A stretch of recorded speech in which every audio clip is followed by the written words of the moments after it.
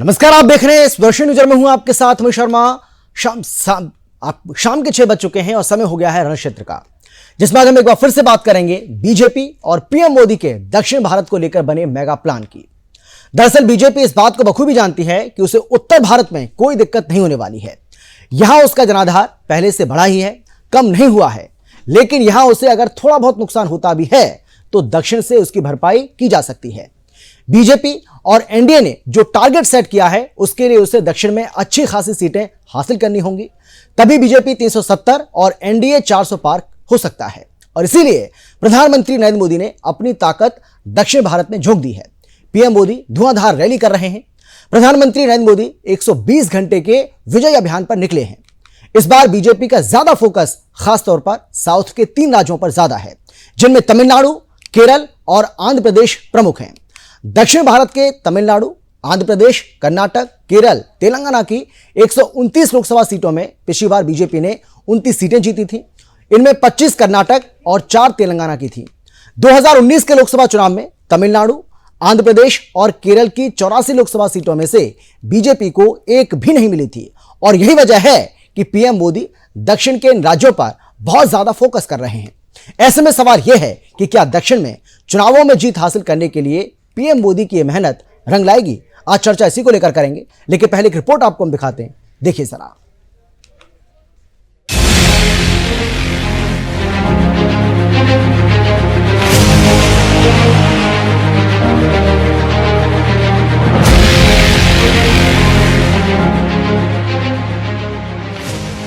लोकसभा चुनावों की तारीखों के ऐलान के साथ ही पीएम नरेंद्र मोदी समेत अन्य सभी विपक्षी दल भी तैयारियों में जुट गए हैं। रैलियों का दौर जारी है। इंडी गठबंधन ने मुंबई में रैली आयोजित की तो पीएम मोदी 120 घंटे के दक्षिण विजय अभियान पर है। भाजपा अपने 400 पार के नारे को पूरा करने के लिए हर संभव प्रयास में जुटी हुई है। दरअसल 400 पार का नारा तभी सच में पूरा होगा जब बीजेपी दक्षिण के दुर्ग पर भी विजय हासिल कर ले। इनमें खास तौर पर तमिलनाडु, आंध्र प्रदेश और केरल शामिल है। बीजेपी की कोशिश है कि इन राज्यों में सीटें बढ़ाई जाए, तभी 400 पार का मिशन पूरा हो सकेगा। बीजेपी को इस बार 3 राज्यों में खाता खोलने की उम्मीद है। इसके लिए पीएम नरेंद्र मोदी ने पूरा जोर लगाया है और बीते 77 दिनों में 23 दिन उन्होंने दक्षिणी राज्यों में बिताए हैं। आंकड़ों पर नजर डालें तो दक्षिण के राज्यों में लोकसभा की 129 सीटें हैं। इनमें से 2019 में बीजेपी को सिर्फ 29 सीटों पर जीत मिली थी, जबकि विपक्ष को 100 सीटें मिली थी। कर्नाटक में बीजेपी का प्रदर्शन अच्छा था, जहां 28 में से 25 सीटों पर उसकी जीत हुई। वहीं तेलंगाना में भी उसने अच्छा प्रदर्शन किया और 17 में से 4 सीटों पर जीत दर्ज की। लेकिन तमिलनाडु, आंध्र प्रदेश और केरल में बीजेपी का खाता नहीं खुला।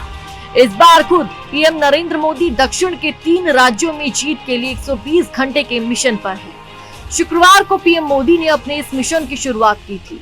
उन्होंने अपनी पहली रैली आंध्र प्रदेश के पलनाडु में रविवार को की। दूसरी रैली तेलंगाना के जगतियाल में हुई, जिसके बाद कर्नाटक के शिवमोगा में रैली की।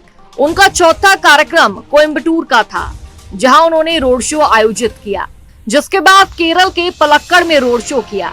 उनकी छठी रैली तमिलनाडु के सेलम में रही। इन धुआंधार रैलियों से समझा जा सकता है कि वो दक्षिण में बीजेपी को जीत दिलाने के लिए कितनी ताकत झोंक रहे हैं। मंगलवार को दक्षिण मिशन का उनका आखिरी दिन है। 15 मार्च से शुरू हुए 120 घंटे के दक्षिण विजय अभियान के तहत पीएम मोदी 5 राज्यों की 129 सीटों पर बीजेपी को जीत दिलाने की मुहिम पर है। इस दौरान उन्होंने ईवीएम और एजेंसियों के दुरुपयोग पर राहुल गांधी के बयान को नया मोड़ दे दिया।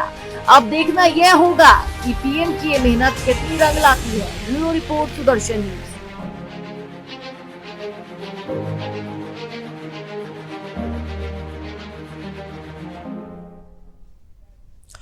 तो दक्षिण भारत पर पीएम मोदी ने पूरा जोर लगा दिया है। पीएम मोदी एक के बाद एक यहां पर रोड शो कर रहे हैं, जनसभाएं कर रहे हैं, रैली कर रहे हैं। और जैसा कि हमने आपको बताया कि पिछले अगर आप 72-73 दिनों का अगर रिकॉर्ड आप देखेंगे तो उसमें से 33 दिन आपको ऐसे नजर आएंगे जहां प्रधानमंत्री नरेंद्र मोदी सिर्फ और सिर्फ दक्षिण के दौरे पर ही रहे। और खासतौर पर बीजेपी का जो फोकस है वो उन राज्यों पर ज्यादा है जहां पर बीजेपी का खाता नहीं खुला था 2019 में। बीजेपी इस बार वहां पर अपना खाता खोलना चाहती है, जिसमें तमिलनाडु है, जिसमें आंध्र प्रदेश है, जिसमें और भी कई ऐसे राज्य हैं जहां पर प्रधानमंत्री मोदी चाहते हैं कि बीजेपी का जहां पर खाता नहीं खुला है वहां पर न केवल खाता खुले बल्कि ज्यादा से ज्यादा संख्या में सीटें वहां से हासिल की जा सकें। क्योंकि जैसा कि हमने इसके पहले भी आपको बताया था कि दक्षिण के अगर हम कुल मिलाकर के उन 8 राज्यों की बात करें तो सिर्फ 2 ही राज्य ऐसे थे जिसमें कर्नाटक और तेलंगाना, जहां पर 28 में से 25 सीटें 2019 में कर्नाटक में जीती थी बीजेपी ने। और तेलंगाना की बात करें तो जहां भी मौजूदा वक्त में वर्तमान में अगर देखा जाए तो कांग्रेस की वहां पर सरकार है, तो वहां 17 लोकसभा सीटों में से 4 सीटें बीजेपी ने हासिल की थी। उसके अलावा दक्षिण भारत का कोई भी ऐसा राज्य नहीं था जहां पर बीजेपी एक भी सीट हासिल करने में कामयाब हो पाई थी, यानी कि नीलबट्टा शून्य कह सकते हैं, यानी कि शून्य स्कोर था बीजेपी का। लेकिन अब बीजेपी इससे ऊपर वहां पर जाना चाहती है और प्रधानमंत्री नरेंद्र मोदी लगातार वहां पर मेहनत कर रहे हैं। लेकिन क्या यह मेहनत रंग लाएगी, यह अपने आप में एक अहम सवाल हो जाता है। हालांकि अगर आप जमीनी हकीकत को देखेंगे या लोगों से अगर आप बातचीत करेंगे तो अब बीजेपी का जो ग्राफ है वहां भी 2019 के मुकाबले 2024 में बढ़ता हुआ नजर आ रहा है। चलिए चर्चा करते हैं, हमारे साथ कौन कौन खास मेहमान मौजूद हैं। सबसे पहले उनसे आपका हम परिचय कराते हैं। हमारे साथ बीजेपी की ओर से बीजेपी के प्रवक्ता विधु रावल जी जुड़ गए हैं, बहुत स्वागत है सर आपका। इसके साथ ही आपसे कुछ ही देर के बाद मुझे जानकारी मिल रही है कि आदेश भारद्वाज जो कि कांग्रेस के प्रवक्ता हैं वो हमारे साथ जुड़ जाएंगे।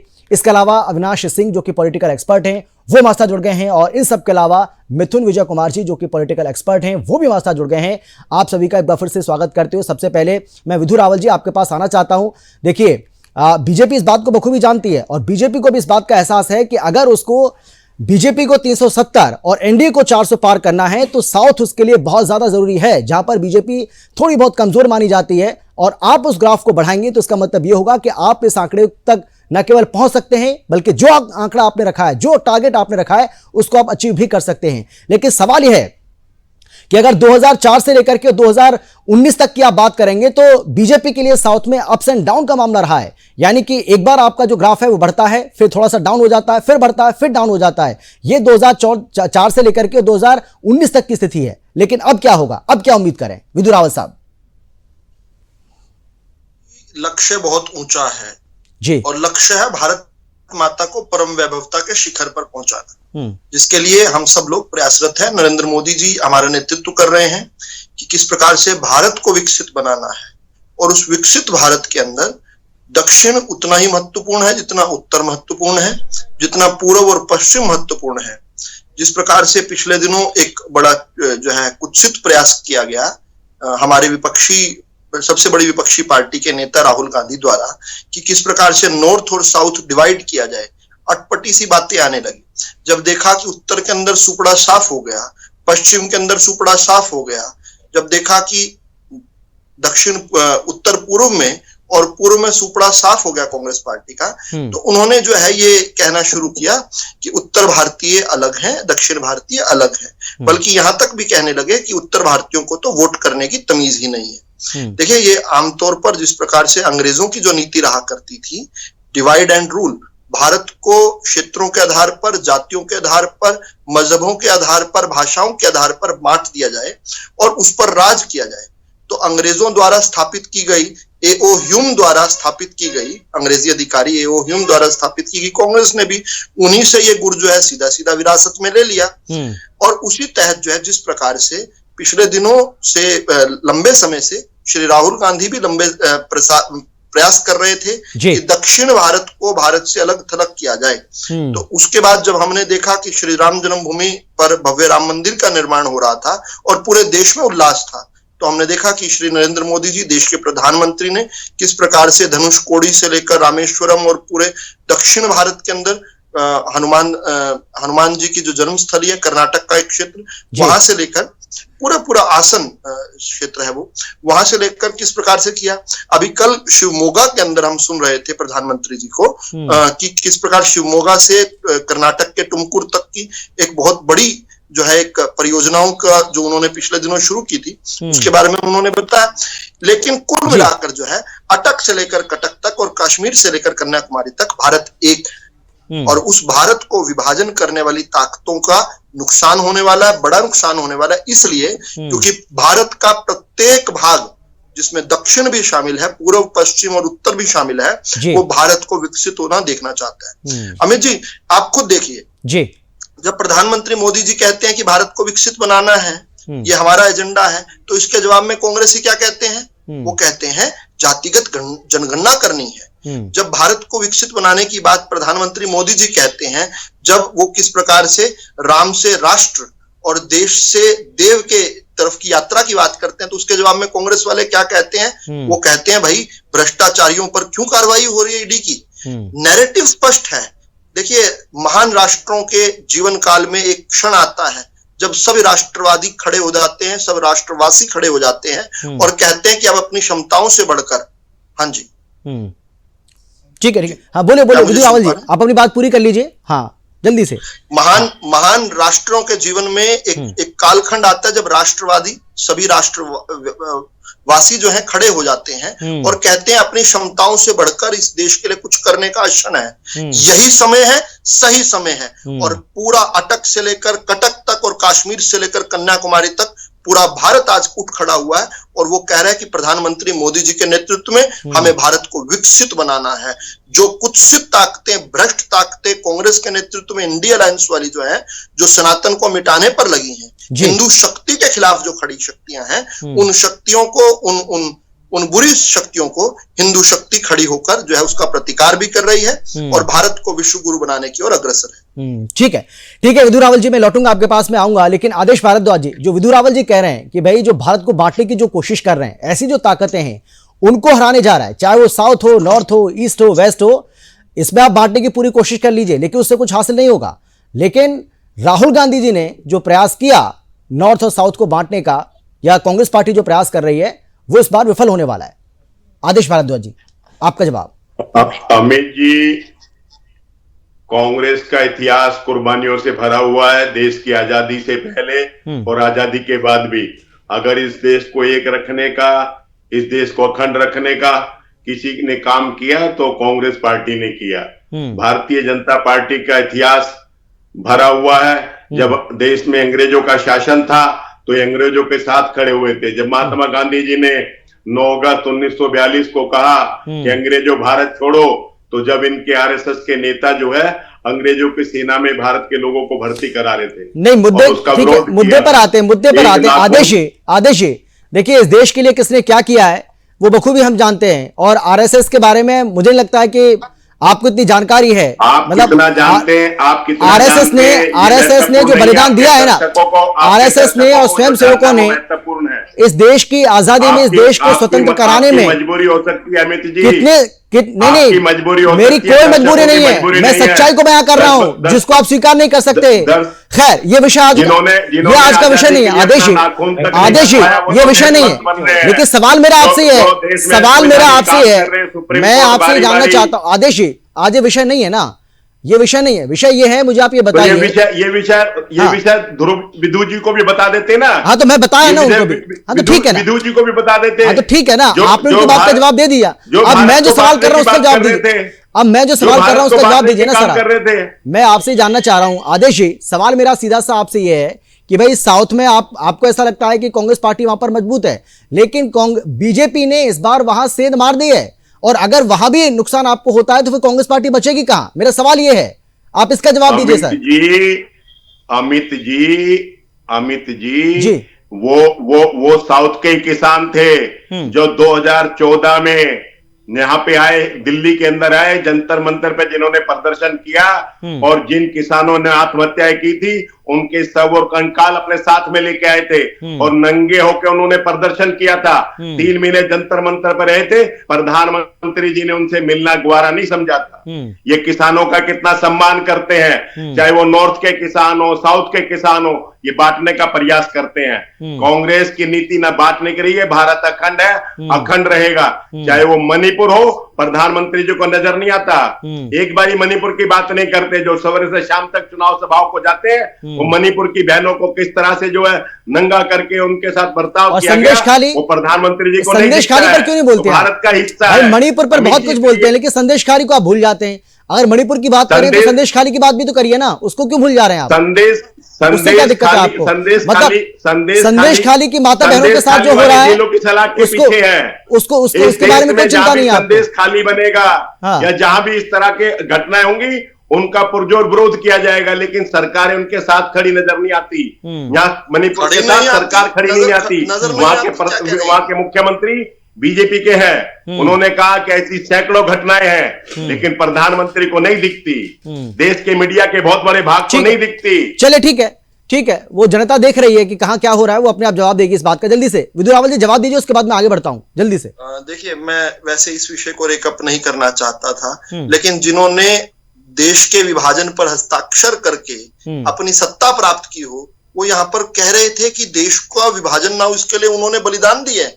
पंडित नेहरू जी के हस्ताक्षर से इस देश का विभाजन हुआ है। लॉर्ड, जिसको रेडक्लिफ कहा जाता है, रेडक्लिफ ने जो लकीरें खींची थी, उन लकीरों पर जिन्ना और नेहरू दोनों के हस्ताक्षर हैं। जिन्होंने सत्ता हथियाई हो भारत का विभाजन करके, वो यहाँ पर बैठकर कह रहे हैं कि हमने बलिदान दिया। अरे भाई, कमाल की बात है।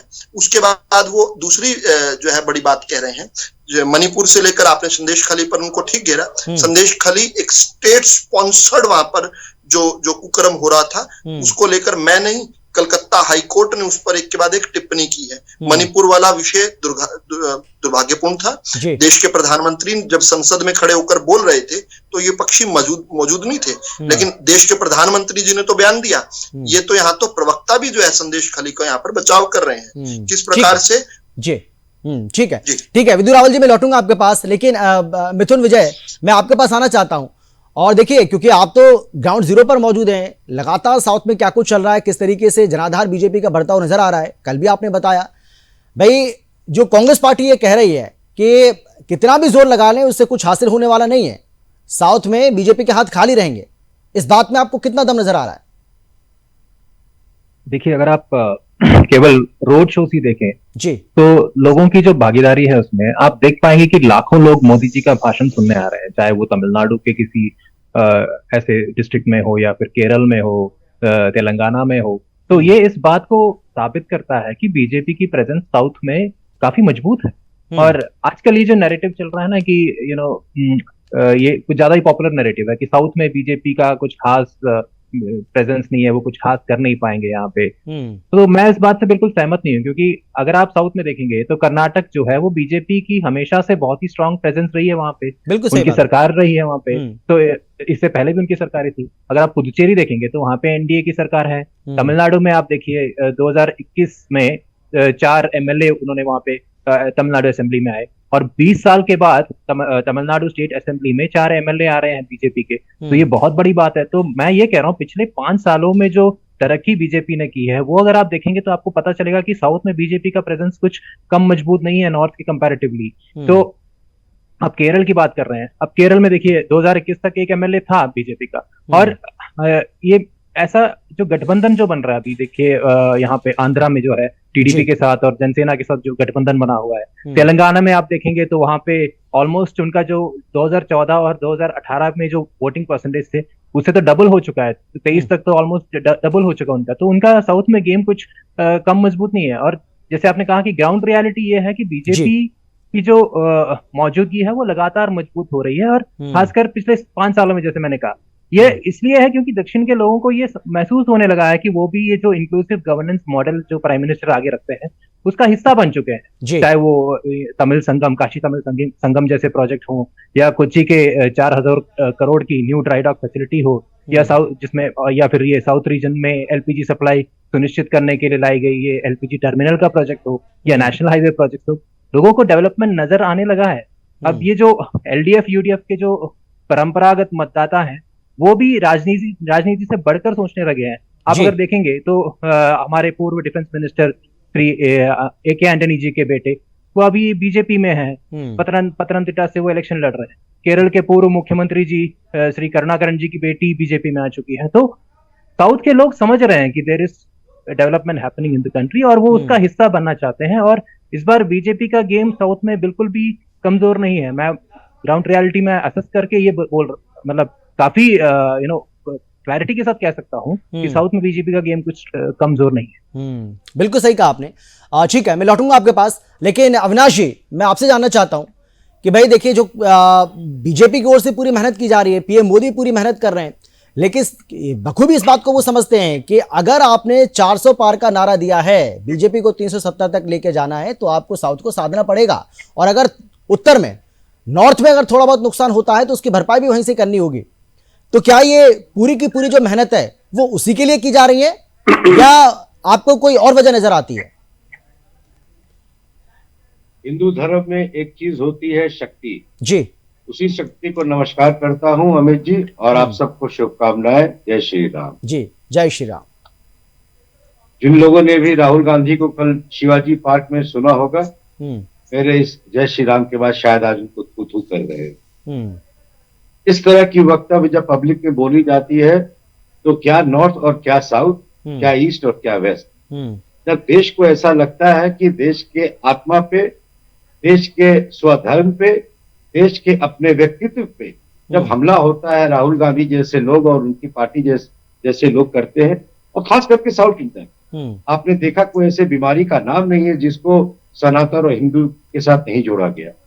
आपने देखा कैसे डीएमके की पार्टी, उनके छोटे भैया नेता से लेके बड़े बड़े लोग, अनिमेशन ऑफ सनातन, मतलब सनातन को जड़मूल से खत्म करना, इसकी मीटिंग में इस तरह के कन्वेंशन में जाना, सही बात नहीं, बिल्कुल सही कहा आपने। उदयनिधि स्टालिन के उस बयान को कोई कैसे भूल सकता है?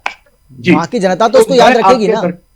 मैं आपके दर्शकों को यही बात याद करा के अब पॉलिटिकल पॉइंट पे आ रहा हूँ कि बिल्कुल मिथुन जी ने सही बात बोला। किसी भी पॉलिटिकल पार्टी के जीवन में जो पहला उसका 23% या 16% जो वोट होता है, वो उसकी बड़ी मेहनत की वोट होती है।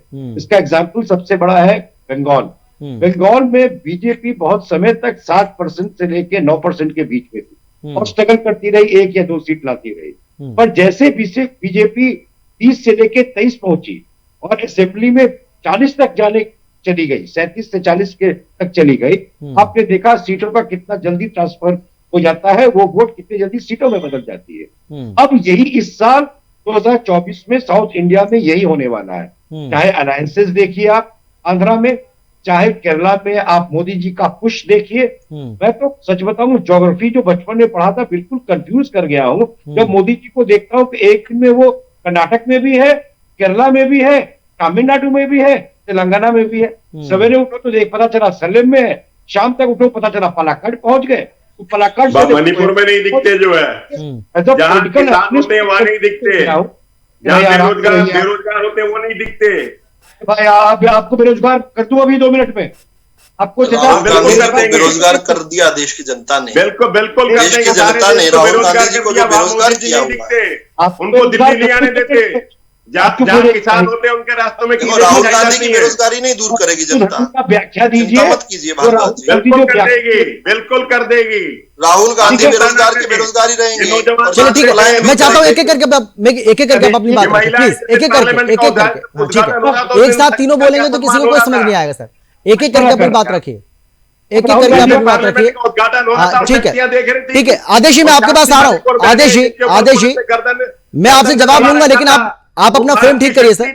आदेश जी आप अपना फ्रेम ठीक कर लीजिए सर। फ्रेम आपका सही नहीं आ रहा है, उसके बाद मैं आपके पास आ रहा हूं, जवाब मैं आपसे लूंगा, आप जवाब दीजिएगा। लेकिन अविनाश जी अपनी बात तो पूरी कर लें, अभी तो उन्होंने बोलना स्टार्ट किया सर, पिछले आधे घंटे से हम सबको सुन रहे हैं वो। प्लीज उनको आप सुन लीजिए, अपना फ्रेम ठीक कर लीजिए, उसके बाद मैं आता हूं आपके पास। हाँ ठीक है, आप थोड़ा सा पानी पी लीजिए, आता हूं सर आपके पास। हाँ बोलिए अविनाश जी, आप बोलिए।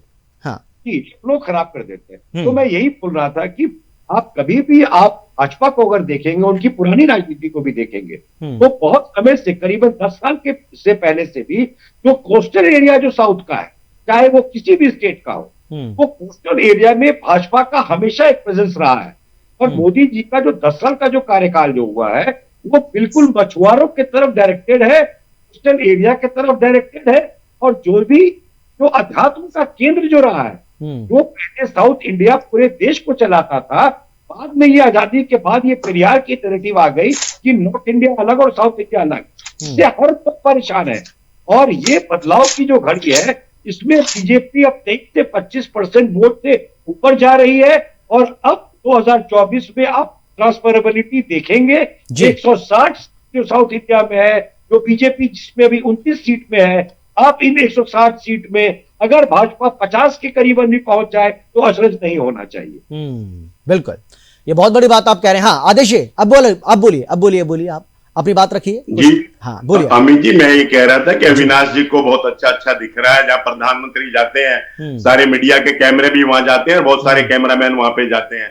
लेकिन मेरा अनुरोध है, नहीं अब मैं बोलूंगा तो फिर आप कहेंगे मुझे बोलने नहीं दे रहे। सर कैमरामैन तो राहुल गांधी के पीछे भी चल रहे हैं ना, राहुल गांधी अगर खेत में जा रहे हैं। बता रहा हूँ, हाँ मैं अमित जी वही बता रहा हूँ। कैमरा और कैमरामैन वही बता रहा हूँ, वो तो दिखता नहीं है। अगर मोदी जी के साथ चल रहा है तो राहुल जी के साथ भी चल रहा है ना सर। ये देश के नौजवान जो धक्के खा रहे हैं, रोज प्रदर्शन धरने कर रहे हैं नौकरियों के लिए, बेरोजगारी के लिए, वो नहीं दिखते आपके कैमरामैन को, जो है आपके दोस्तों को, जो किसान जिनके रास्तों में कीले बिछाई जा रही हैं, देश का नौजवान आपको जो है, जो महिलाएं सड़कों पे किस तरह से रोंदा जा रहा था, वो नहीं जो है, ये महंगाई नहीं दिखती, जो 60 रुपए का पेट्रोल का सोखा हो गया, जिसको वादा किया था 30 का कर देंगे, जो डॉलर था जिसको डायलिसिस पे बताया जाता था, वो नहीं दिखता, 90 रुपए को टच कर गया। ये डायलिसिस रुपए को डायलिसिस नहीं दिखता। जो कहते थे भारत की सुरक्षा, किस तरह से भारत के जवान शहीद हो रहे हैं, ये सारे देश को दिख रहा है, शहीदों को दिख रहा है। लेकिन आदेश ये जितनी बातें भी आप गिना रहे हैं ना, इन्हीं सब बातों पर मुझे लग रहा है, मुझे अच्छे से याद है कि 2014 का चुनाव आप इन्हीं सब बातों पर हारे थे। ये सारे विषय जो आप गिना रहे हैं ना, यही सब विषय थे उस दौरान जब आप चुनाव हारे थे 2014 में। ठीक है, बॉन्ड के साथ लोगों को लूटा जा रहा है। विधु रावल जी जवाब दीजिए, विधु रावल जी बोलिए, आप जवाब दीजिए। लोगों को लूटा जा रहा है, ठीक है, वो भारत सुन लीजिए, हाँ सुन लीजिए, मीडिया को नहीं दिखता। कांग्रेस के प्रवक्ता ने ठीक कहा, कांग्रेस के प्रवक्ता ने देश के सैनिकों की शहादत की बात कही। गरीब किसान और ये रुक जाइए आदेश, मैं फिर से आऊंगा आपके पास, प्लीज रुक जाइए। हो गया सर, हो गया, अब सुन लीजिए। जनता नहीं सुनना चाह रही, आपको रुक जाइए। आदेश भारद्वाज जी ने कांग्रेस के प्रवक्ता के रूप में देश के शहीदों की बात कही। एक वो समय भी याद आता है कि हेमराज के कटे हुए जो धड़ पहुंचा था, जिसका सिर नहीं पहुंचा था, उस कटे हुए सिर को उनकी विधवा पत्नी जो थी, उस सैनिक की, शहीद की पत्नी जो थी, उन्होंने उसका अंतिम संस्कार करने से मना किया था। उन्होंने कह दिया था देश के हुकूमतदानों से कि जाकर मेरे पति का सर लेकर आओ, सर समेत मैं उसका अंतिम संस्कार करूं। और उसके बाद जिस प्रकार देश ने भाव उठाया कि एक के बदले 10 सिर लेकर आएंगे, पाकिस्तान को पाकिस्तान में ठोक कर आएंगे, और वो हमने देखा किस प्रकार पहले सर्जिकल, बीच में मत बोलिए, बदतमीजी मत कीजिए। सुनिए, देश के अंदर किस प्रकार, ठीक है विधु रावल जी बोलिए, आप बोलिए, वो नहीं बोल रहे। हाँ, देश के अंदर किस प्रकार से हमने देखा कि जो हेमराज का सिर काट कर ले गए थे, वही उसी पाकिस्तान को पाकिस्तान के बिल में घुसकर हमने देखा कि हिंदुस्तान ठोक कर आया। हमने देखा कि किस प्रकार डोकलाम में आग से अंगारे भारत की सेना ने बरसाए। हमने देखा कि गलवान के अंदर हड्डी तोड़ पराक्रम करके चीनियों की हड्डियां तोड़ दी। हमने अपनी आंखों से ये चीजें देखी है। हमने फिर देखा है किस प्रकार से भारत के अंदर कोई भी आतंकवादी आया करता था कांग्रेस के शासनकाल में, और आकर दिल्ली के अंदर सजी हुई बाजार, दिल्ली के अंदर दीपावली की सजी हुई बाजार के अंदर जो है आतंकवादी विस्फोट किया करते थे। होली के समय विस्फोट होते थे। मुंबई के अंदर एक के बाद एक 6-6 स्टेशनों पर 10-10 विस्फोट हुआ करते थे। हैदराबाद से लेकर मालेगांव तक, अक्षरधाम से लेकर कानपुर तक, वाराणसी तक, दिल्ली के अंदर अक्षरधाम तक हम देखते थे विस्फोट पे विस्फोट होते थे। देश के प्रधानमंत्री उस समय क्या कहा करते थे? मनमोहन सिंह जी प्रधानमंत्री थे, अमेरिका के राष्ट्रपति को बुलाया करते थे, अमेरिका के राष्ट्रपति को याद करके कहते थे ओबामा ओबामा, उई माँ उई माँ उई माँ। आज पाकिस्तान को पाकिस्तान में ठोक कर आते हैं, और आज पाकिस्तान जो है उसको किस प्रकार घुटनों के बल ले आए हैं। आज पाकिस्तान जब 26/11 हुआ था, उस समय भारत की सेना तैयार थी, लेकिन राजनीतिक नेतृत्व ने किस प्रकार से उस समय सेना का साथ नहीं दिया था। आज जब अभिनंदन को पकड़ा होता है ना उस पाकिस्तान ने, तो पाकिस्तान के खुद के फॉर्मर फॉरेन मिनिस्टर हैं शाह महमूद कुरैशी, उनका संसद में दिया हुआ बयान है। उन्होंने कहा कि शाम के 7 बज रहे थे, हाई लेवल कमेटी के अंदर देश के उस समय के जो सेना प्रमुख हैं बाजवा साहब की टांगे फरवरी के महीने में कांप रही थी बुरी तरह से, और कांपते कांपते आकर बोले कि तुम्हें खुदा का वास्ता इस अभिनंदन को भारत को दे दो, नहीं तो 9 बजे मोदी अटैक करने वाला है। और उसके बाद हिंदुस्तान ने देखा किस प्रकार से अभिनंदन जी को ससम्मान लेकर आए थे। ये तो 1971 के 54 जो भारत के प्रिजनर्स ऑफ वॉर हैं उनकी बात भी कभी नहीं कर पाए। किस प्रकार से यहाँ पर बैठकर बड़ी बड़ी बातें करते हैं। उसके बाद बेरोजगारी की बात करते हैं ये लोग। राहुल गांधी को क्या मोदी ने बेरोजगार, मणिपुर की देश की जनता ने किया। भारद्वाज जी चुप रहिए, जो अपने समय पर बोलने, अपने समय पर बोलिए। आपके समय कोई नहीं बोलता है, आपको छूट नहीं मिली हुई है। आदेश जी वो जैसे अपनी बात पूरी करेंगे उसके बाद मैं आपके पास आ रहा हूँ। आदेश जी समय है अभी मेरे पास, जैसे उनकी बात पूरी होती मैं आता हूँ। कांग्रेस को उखाड़ फेंका है देश ने, आप सुन नहीं सकते हैं। बोलिए बोलिए विद्युत रावल जी, आपको बोलिए। सुनना पड़ेगा, देश की बात सुननी पड़ेगी। देश का लहू पिया है, मैं वही सुनाना चाह रहा हूँ। लहू पिया आप लोगों ने। वो कांग्रेस ने देश का लहू पिया है। की पत्नी थी जिसको निवस्त्र करके सुनिए, मणिपुर में घुमाया जा रहा था। अपने समय में बोलिएगा, अपने समय में मुंह में दही में जमाइएगा, अपने समय बोलिएगा। मेरे बीच में मत बोलिए। लेकिन वहां के मुख्यमंत्री को दिखती है, वहां के मुख्यमंत्री ने कहा कि सैकड़ों घटनाएं हुई है। ये वहां के मुख्यमंत्री ने कहा कि सैकड़ों घटनाएं हुई है, लेकिन प्रधानमंत्री को नहीं दिखती, कांग्रेस के नेता है ना अमित जी। ओ भाई, नस्ली हिंसा का क्या मतलब होता है? मणिशंकर अय्यर कांग्रेस के नेता ही तो है ना।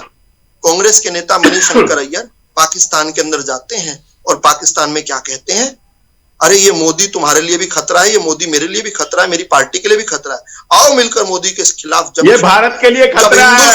संविधान कह रहा है, सुप्रीम कोर्ट कह रहा है भारत के लिए भारत के लिए खतरा है। इस तरह के संविधान बनाए जा रहे हैं, इस तरह का कानून बदला जा रहा है। इस तरह तो नहीं भारत के लिए खतरा हो गया, भारत के नौजवानों के लिए खतरा हो गया, भारत के किसानों के लिए खतरा हो गया।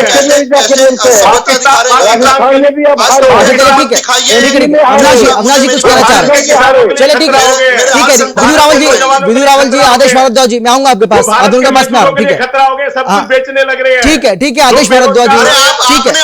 मुद्दे को डाइवर्ट कर रहे हैं आप लोग, ये गलत बात है। नहीं समय बहुत, हम लोगों का समय बहुत कीमती है। मुद्दे पर आते हैं, मुद्दे पर प्लीज। इतना बड़ा पार्लियामेंट में झूठ बोला जाता है। आदेश भारद्वाज जी, आप क्या हो गया आपको? आप तो बड़े प्यार से, बड़े अच्छे से आप डिबेट करते हैं। इतना बड़ा झूठ पार्लियामेंट में नहीं हो सकता। ठीक है आदेश जी, आ रहा हूं आपके पास। ठीक है अविनाश जी बोलिए, आप बोलिए। ठीक है, मुद्दे को डाइवर्ट मत करिए ना प्लीज। हाँ बोलिए। देखिए कोरोना के समय में अमित जी पार्लियामेंट में अरे कोरोना के समय में भारत सरकार ने कितना अच्छा काम किया, मोदी जी का कैसा मैनेजमेंट था, ये दुनिया ने देखा। दुनिया उसकी तारीफ कर रही है, कांग्रेस पार्टी उसकी तारीफ नहीं करेगी क्योंकि कांग्रेस पार्टी की मजबूरी है। आप समझ रहे हैं इस बात को? ठीक है अविनाश जी बोलिए। अविनाश जी बोलिए। आदेश जी का जो दर्द है मणिपुर का, उसको मैं भी शेयर करता हूँ। जो भी मणिपुर में हुआ वो नहीं होना चाहिए था, पर आदेश जी को ये समझना चाहिए कि मणिपुर में नस्ली हिंसा का प्रकोप है। वहां पे एक हिस्ट्री है नस्ली हिंसा की, और जो कम्युनिटी आमने सामने है उसको बढ़ावा नहीं दे सकते एजेंडा टेलीविजन पे चला करके। मोदी जी ने पार्लियामेंट शुरू होने के पहले प्रेस वालों से पहले बात की, और पार्लियामेंट के अंदर जब बोलने लगे तो यही कांग्रेस खोल के चली गई, पार्लियामेंट को सुनना नहीं चाहा। और जहां तक महंगाई के दर का बात कर रहे हैं, इनको तो पता भी नहीं हुआ कि महंगाई की दर क्या है। आज के डेट में महंगाई की दर पिछले 40 साल में सबसे कम दर पे 3.5, और हमारा ग्रोथ रेट जो है वो ओवरऑल पिछले 5 साल का 6.5 के करीब बढ़ रहा है। तो पूरे के पूरे बड़े इकोनॉमी में हम सबसे आगे हैं। इनको दिखता नहीं है। एक बात, इनको बेरोजगारी दिख रही है। मैं ये बिल्कुल नहीं कह रहा हूं कि देश में बेरोजगारी नहीं है, पर कब बेरोजगारी 10% से कम रही है, पर आज बेरोजगारी 4.3 है। इनको जवाब देना होगा कि जब बेरोजगारी दर देश में 10% थी तो राजस्थान में 40 क्यों था, तब महाराष्ट्र में इनके सरकार में 35 क्यों था। अगर बेरोजगारी दर इस देश की अगर बढ़ी है तो राजस्थान की निकम्मी सरकार की वजह से बढ़ी है, कुछ ऐसी निकम्मी सरकार की वजह से बढ़ी है। पर जहां तक मोदी जी का सवाल है, आज के डेट में हम दुनिया की 5वीं सबसे बड़ी अर्थव्यवस्था है, सबसे हेल्दी अर्थव्यवस्था है, और बहुत जल्दी हम 3वीं अर्थव्यवस्था होने वाले हैं। तो जो भी ये बेरोजगारी के बारे में कह रहे हैं, जो भी ये प्राइस के बारे में कह रहे हैं, ये बिल्कुल निरर्थक है, बिल्कुल बेकार की बातें हैं। ठीक है मिथुन विजय जी, जल्दी से आखिरी कमेंट आपका, क्योंकि समय बहुत कम बचा मेरे पास, जल्दी से।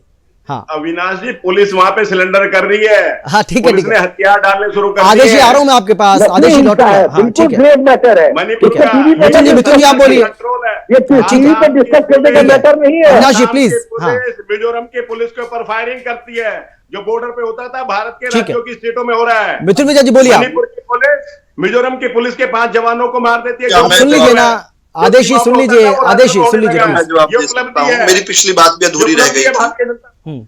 जल्दी से मेरी बात। हाँ ठीक है, मैं कोशिश करता हूँ सबके पास जाऊं मैं। हाँ जल्दी से मिथुन जी जल्दी। मैं बस मुझे बस 5 मिनट दीजिए। मैं ये कह रहा हूँ कि कांग्रेस के जो प्रवक्ता है उन्होंने काफी मुद्दे उठाए यहाँ पे। और देखिए, उन्होंने देश के शहीदों की बात, आपको शायद याद होगा, आपने शायद देखा भी होगा, जिस प्रकार विधवाओं को राजस्थान की सरकार घसीट कर मतलब बाहर ले जा रही थी, जब वो अपने हक के लिए राजस्थान सरकार से अपनी मांगे आगे रखते। अब वो मणिपुर की बात करते हैं, लेकिन आपने जैसे आपने बताया वो संदेश खाली की बात नहीं करेंगे। और अगर आप देखेंगे 92 और 97 के बीच में जिस प्रकार का वायलेंस मणिपुर में हुआ था, वैसा शायद मणिपुर के हिस्ट्री में कभी नहीं हुआ, जिस प्रकार लोग मारे जा रहे थे 92 और 97 के बीच में। लेकिन ये कभी बात नहीं करेंगे। अब वो बेरोजगारी की बात करते हैं, लेकिन वो ये नहीं बताएंगे आपको कि यहाँ पे इंडिया 3rd नंबर पे है। अगर स्टार्टअप रैंकिंग देखेंगे तो दुनिया में सबसे ज्यादा स्टार्टअप के पोजीशन में थर्ड रैंक पे इंडिया है। यहाँ लाखों युवा सेल्फ एम्प्लॉयमेंट का रास्ता चुन रहे हैं, लेकिन आप अभी भी बोलेंगे बेरोजगारी। मैं ये सब फालतू मुद्दों पे चोरी कर रहे हैं ना, सरकार में जाके चोरी ये है कि विपक्ष दल के पास रियलिस्टिक मुद्दे नहीं है। अब साउथ में क्या फैलाया जा रहा है आप देखिए, ये तो नॉर्थ की बात हुई। साउथ में ये बोला जाता है कि बीजेपी जो है एक फासिस्ट गवर्नमेंट है और वो माइनॉरिटीज के खिलाफ रहती है हमेशा। अब उसका फैक्ट चेक करेंगे, आप देखिए 2.5 करोड़ प्रधानमंत्री आवास योजना के अंदर जितने घर बने हैं उसमें 33% जो है वो माइनॉरिटी डोमिनेटेड एरियाज में बनी। अब किसान सम्मान निधि की बात करेंगे, उसमें 33% माइनॉरिटीज को है रिप्रेजेंटेशन। उज्ज्वल योजना देखेंगे उसमें। ठीक है मिथुन जी, क्योंकि समय मेरे पास बचा नहीं है। मिथुन जी, मैं चाहता था कि आप अपनी बात पूरी करें, समय बचा नहीं है। विधु रावल जी जल्दी से 10 सेकंड में बात रखिएगा। मैं आ रहा हूँ आदेश जी आ रहा हूँ आपके पास भी। हाँ विधु रावल जल्दी से। एक तरफ देश तोड़ो शक्तियां हैं जो भारत का विभाजन पहले भी कर चुके हैं, जिनका ट्रैक रिकॉर्ड बुरा है, और दूसरी तरफ भारत को परम वैभवता के शिखर पर पहुंचाने के लिए प्रयासरत देश के प्रधानमंत्री और उनके पीछे लगा पूरा का पूरा देश है। ठीक है देश आदेश जी जल्दी से, आदेश जी जल्दी से। मानस पुत्रों वाली कांग्रेस पार्टी, ये भारत बनाम कांग्रेस जो है, इसमें भारत की विजय होगी। चलिए ठीक है, समय मेरे पास इतना ही है। माफी के साथ आप सभी को मैं रोक रहा हूं। बहुत धन्यवाद मेरे साथ जुड़ने के लिए, चर्चा में शामिल होने के लिए, अपनी बात रखने के लिए। लेकिन अगर हम साउथ की बात करें तो 2019 में विपक्ष ने यहां पर 100 सीटें जीती थी, जबकि बीजेपी के खाते में मात्र 29 सीटें गई थी।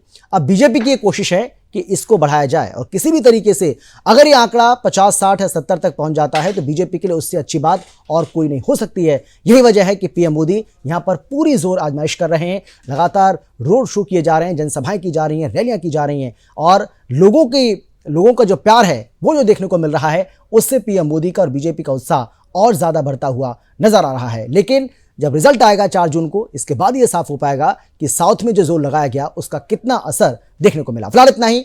देश और दुनिया की बाकी खबरों के लिए आप देखते रहिए सुदर्शन न्यूज। जय हिंद।